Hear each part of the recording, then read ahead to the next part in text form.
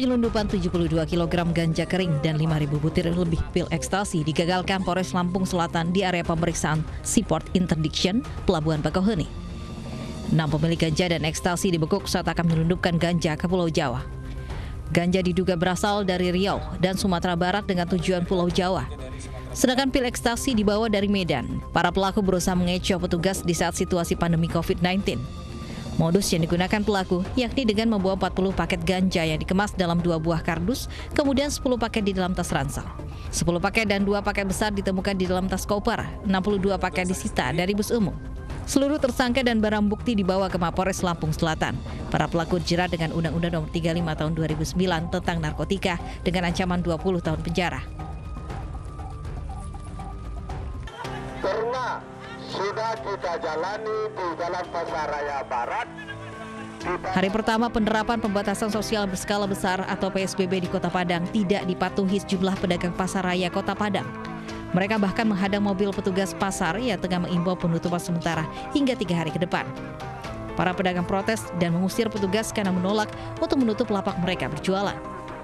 Para pedagang ini meminta kepada Pemkot Padang agar mereka tetap diperbolehkan berjualan karena tidak ada pemasukan selama penerapan PSBB. Pedagang apa, Bu? Kalau pengen pedagang tuh berikanlah kami dari pagi sampai jam 2. Nanti kalau datang dia tutup lah, kami tutup sebentar. Nanti kalau dia siap kami buka.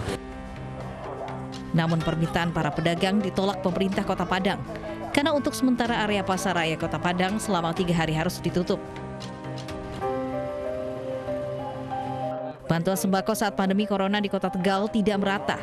Masih ada beberapa warga yang tidak mendapatkan bantuan meskipun 16.000 lebih sembako telah disalurkan. Seorang ketua RT bahkan menolak bantuan sembako karena mengaku iba dengan warganya yang tidak mendapatkan sembako. Sebab dari 73 warganya yang diusulkan hanya 17 warga saja yang mendapatkan bantuan. Camat Tegal Timur Zainal Ali Mukti mengatakan pihaknya telah menyalurkan 90% paket sembako bagi warga terdampak dari total 4.000 lebih warga di wilayahnya.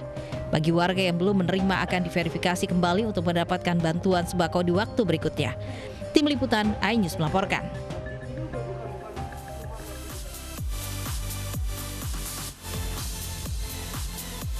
Halo, selamat sore pemirsa. Sejumlah minimarket dibobol maling, bahkan karyawannya ada yang disekap. Sementara itu pemerintah akan berikan sanksi warga yang nekat mudik saat pandemi corona. Kami akan ulas secara komprehensif dalam segmen dialog di iNews sore kali ini.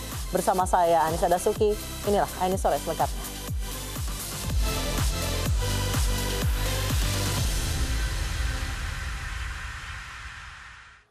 Para pemudik memadati Terminal Kalideres dan Terminal Pulau Gebang Jakarta untuk pulang ke kampung halaman. Ketidakpastian hidup di Jakarta menjadi alasan para pemudik nekat melanggar aturan yang diterapkan pemerintah.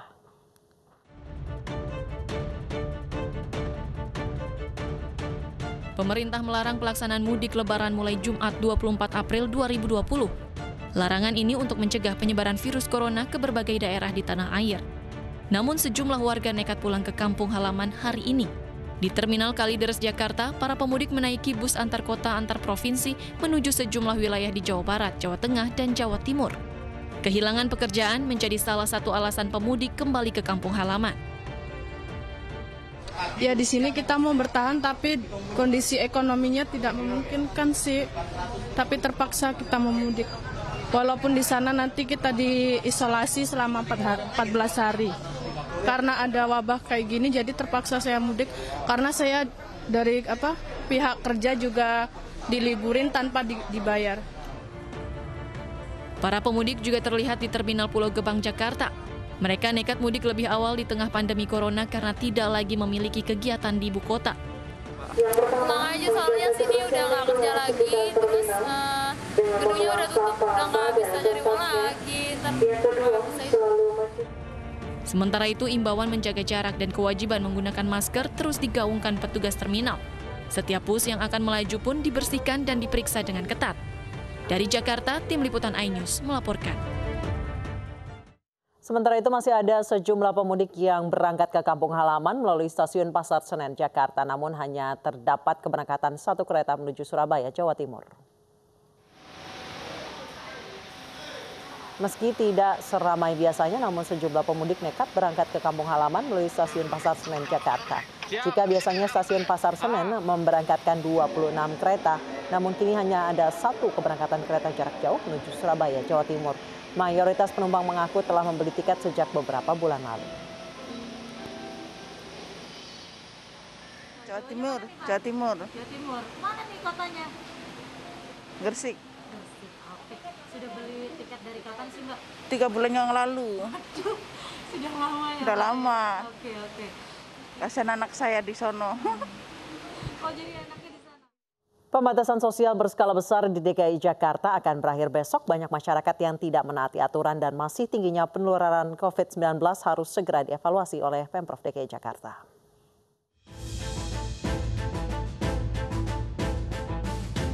Pembatasan sosial berskala besar di DKI Jakarta diterapkan Gubernur DKI Jakarta Anies Baswedan sejak 10 April hingga 23 April 2020. Langkah ini diambil DKI Jakarta sebagai epicentrum penyebaran COVID-19 agar penyebaran tidak semakin meluas.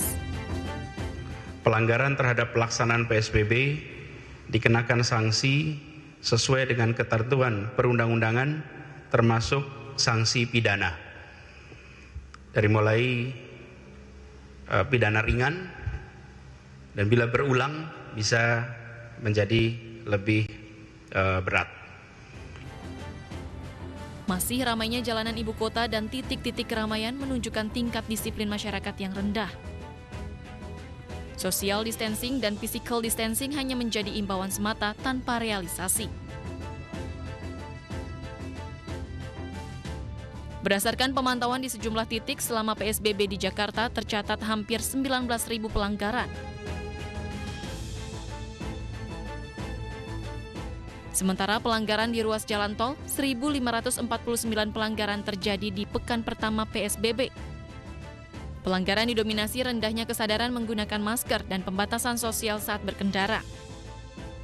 Namun pelanggaran hanya mendapatkan teguran bukan sanksi yang menimbulkan efek jera. Pelanggaran juga masih ditemukan di tempat kerja. Catatan Disnaker Transjakarta, 34 perusahaan yang tidak termasuk pengecualian tetap beroperasi. Petugas bertindak tegas dengan menutup perusahaan. Sementara ratusan perusahaan yang mendapat dispensasi gagal menjalankan protokol kesehatan. Akibatnya, perusahaan tersebut mendapat peringatan.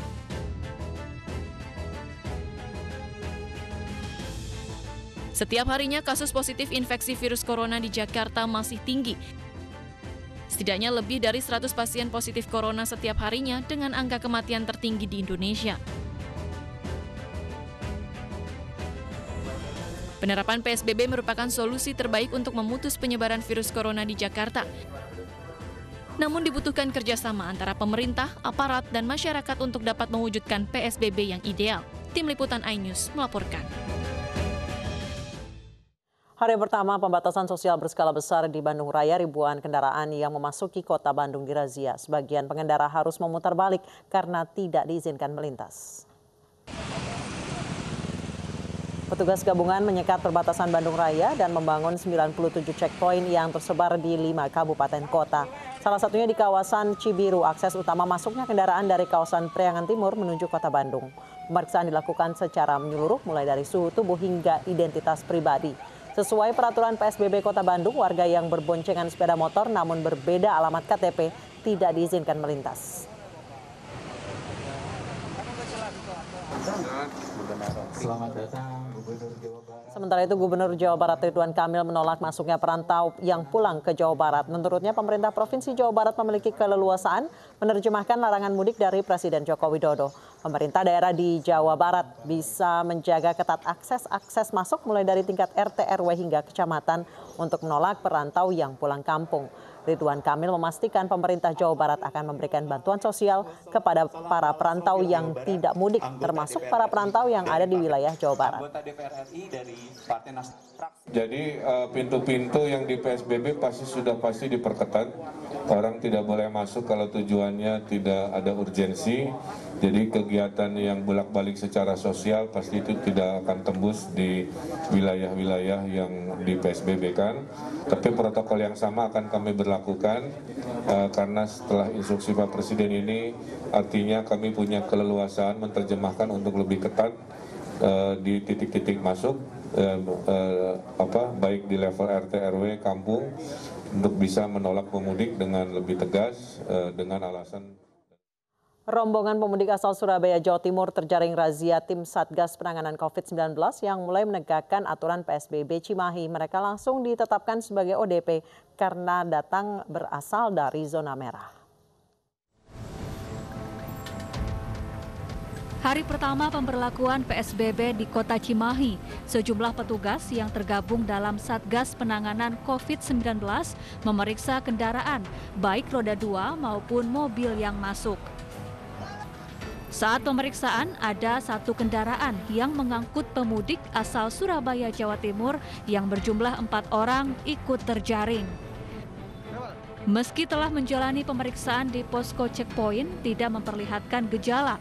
Namun keempat warga asal Cihanjuang, Kecamatan Cimahi Utara ini langsung berstatus orang dalam pengawasan atau ODP karena datang dari zona merah. Ada empat orang dari Surabaya. 4 orang dari Surabaya pulang ke wilayah Cimahi Utara. Kemudian pasien tersebut udah termasuk dalam ODP. Walaupun pada pemeriksaan suhu tidak ditemukan ada demam, tidak ada tanda-tanda gejala virus. Kemudian setelah itu akan dipantau oleh Dinas Kesehatan di wilayah puskesmas setempat.